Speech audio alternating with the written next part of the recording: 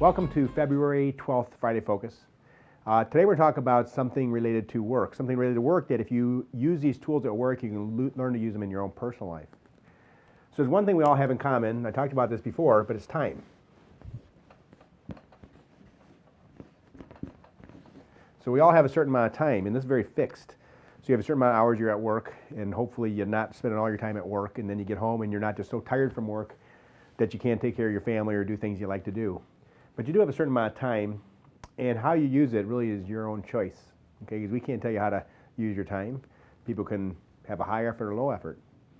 And we talk about time, you know, when you're going to work, you're giving your employer some time, and you know, obviously the employer expects something in return. So we'll talk about time versus another very important thing that you have control over. Okay, I don't have control over it. Your boss or manager doesn't. Your neighbors don't, your family doesn't.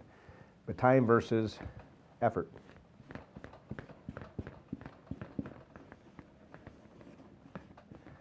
So if you have a high amount of effort, obviously you can get things done in less time. If you have a fixed amount of time and you increase your effort, you become more productive, more effective. If you have a fixed amount of time and you put very little effort in, you're kind of not too beneficial to your home life, to your family, your friends, to your getting your stuff done at home, and certainly not to work. So the subject of this Friday Focus is going to be what we call engagement.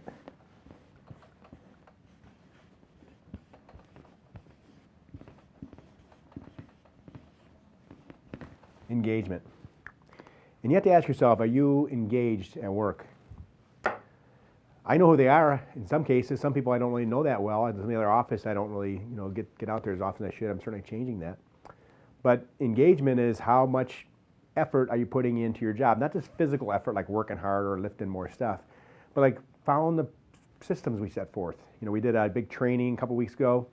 Are you really following that? I found that some people thought, well, I don't think this applied to me. It does. I mean, if you can't follow the new patient experience, you're not going to be allowed to see any new patients. Now, we're doing another training, I think, in March. But at that time, I'll expect everybody here that's engaging new patients will be able to follow their directions, or they are not an engaged employee, and we'll help you find a different job either here or somewhere else. But that's going to be required to see new patients. That's engagement. We have certain bonus targets we want to hit. Okay, and why we set bonus targets? So the business can be profitable. I mean, quite frankly, if this business is not profitable, none of us have jobs. I'm not going to, sink money into a business and let it just kind of feed everybody. This is supposed to be something where we're profitable, and you share in the benefit of it by making your bonus checks or getting raises or getting better job satisfaction. And that requires employee engagement. When I look at how the practice has changed, I started this in 2004, we say, but actually it was in 2003 in like November, but 2004 is really when you got going.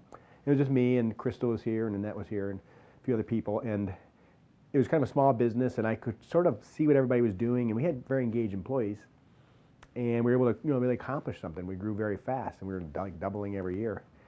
And as we've gotten bigger, we've got different offices, different departments, and engagement has kind of fallen off. And I've seen this in particular in person, lack of engagement. I see that sometimes that we have some employees and some people that are really on the ball and they're paying attention. I know they've been listening to the things we're talking about. And other people are just kind of showing up to work, okay? And that's obviously not what we want. We want engaged employees, not unengaged employees. We want engaged employees, not unengaged employees. So that's going to be a key, is employee engagement. Let me give you some examples about engaged versus not engaged, okay? So let's say we take something as simple as new patient call conversion. And person number one converts, let's say, 70% of the calls. And person number two, let's say they engage 50% of the calls. Okay, who's more engaged? Well, we're going to guess that it's this person right here. They probably are. But the way you can tell if this person is engaged or not is very simple. So the person at 50% doesn't necessarily mean they're engaged, not engaged. They may be very engaged and just going about it the wrong way. They may be very engaged and there's something they don't know. Or they may be very engaged and there's something they're just totally missing. So the person that's doing 70% is not always more engaged than 50%. So here's how you can tell the difference between the engaged 50%er and then one that's not. Ask them why they're not doing that. Say, well, your peers are able to do 70% and you're not. The engaged employee will say, I want to learn. I'll meet with them and find out what they're doing. I'm going to spend time and see what I'm doing better. I'm going to read some books. What can I read? I'm going to have you criticize different things I'm doing positively and negatively. I'm going to get feedback from my peers. The unengaged person will say, I answer the phones at the wrong time. Everybody's asking me to do other jobs. I'm always busy. Their phones are ringing too much. Nobody's taught me properly. I'm at the wrong location. Then they're like not engaged, and there's no sense in spending time training them. So when you're training somebody, if they ask for your help, help them. If they're complaining about their situation, realize we're not engaged. Move on. We have this kind of thing, right? So we got to figure out the ones that are engaged, the people who are engaged that don't have the tools. We're going to help you get those. That's why we did training. That's why we're doing more trainings. I'll give you another example. In our cosmetic non-surgical, cosmetic, based on the office and the person involved with them, our revenue, we'll say our dollars per new patient. And this is obviously a critical measure. How many dollars per new patient we're getting? Because it costs a certain amount of money to get them in the door and have you see them and pay the providers to see them. It ranges from $400 to $3,600, depending on the location. And obviously there's a problem with the $400 place because we're losing money on every single patient who walks in the door. So we got to fix that. Either we got to divert the patients away from there, or teach them what they need, and then identify people who are engaged and help them learn to do a better job. And ones that aren't engaged, they can't really see the new patients. And that's the key about engagement. How about non-revenue producing things? We talked about to do, doing,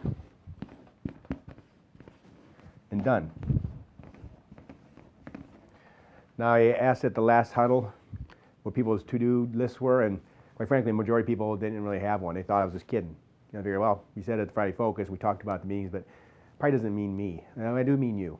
Okay, so if you are not doing one of these things, it is safe to say you're not engaged.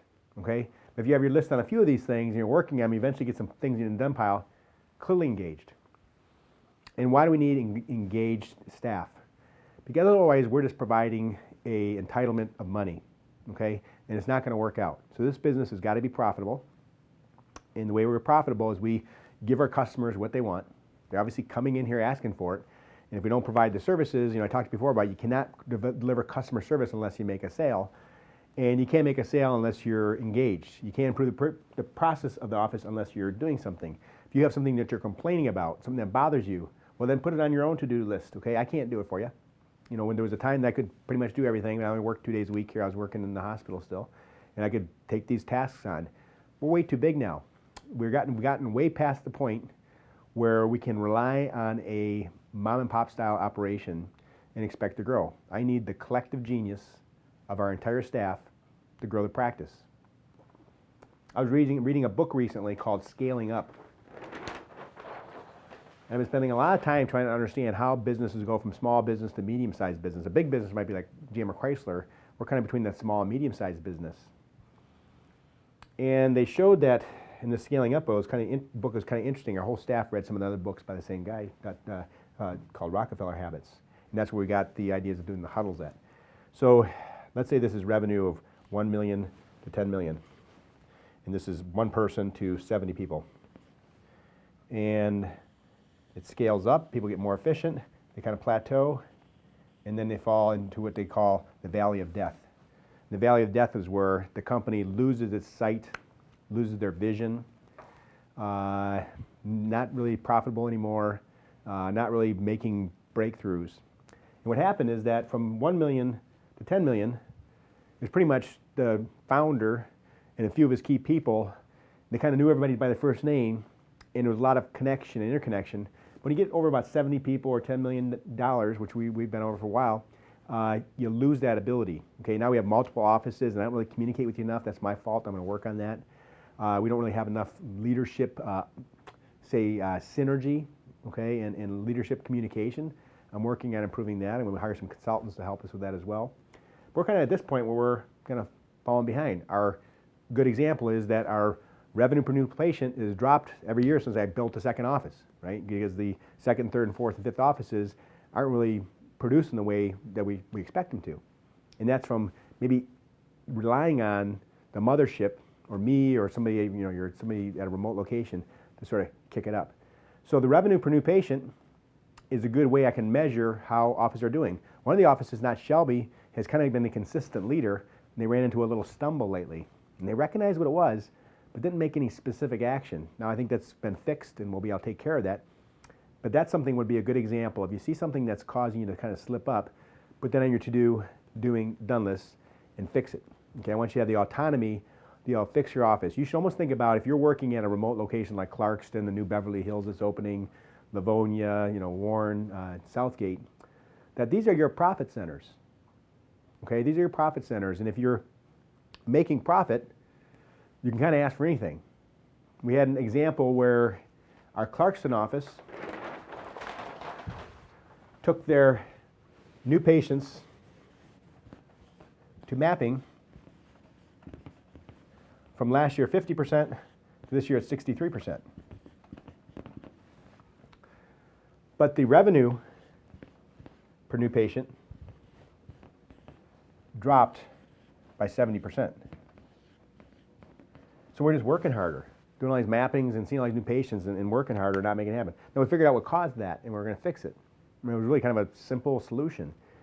But these are the things that make it determine whether or not, they're not hitting their bonus now. So obviously there's an issue. We can fix that, and they'll probably be fixing that in a month or so. But if your office is not hitting your super bonus kind of regularly and hitting your bonus every day, you're not profitable. You don't have a profit center. You have a center that's actually dragging on the rest of the practice. You're taking from the offices that are in the yellows on the spreadsheet. So employee engagement is going to determine how fast and how effectively you can grow. I absolutely guarantee you that employee engagement will determine how much time off you have, how much money you make, because that's how I determine how to raise bonuses and raise wages, is based on more effective revenue per new patient. That's our biggest driver of new patients. In March, we'll be seeing about 1,000 new patients a month. Our call center goal is at 880, but we only count dermatology at 1/4. It's just a financial reason to do that. But we'll see about 1,000 new patients. What we do with those new patients that are asking for our service will determine if we are successful or unsuccessful. And what determines that, number one, okay, is not if I come up with some miracle to show you how to close cases, but how engaged you are. We're giving you the tools to close these cases. We're teaching you how to do the procedures. The patients clearly come in and want it. There's no doubt they want the services that we have to offer. Okay? But when you see that wild variation between, say, the best practice and worst practice in terms of conversion, then we got an issue. Okay? And that's not really sustainable.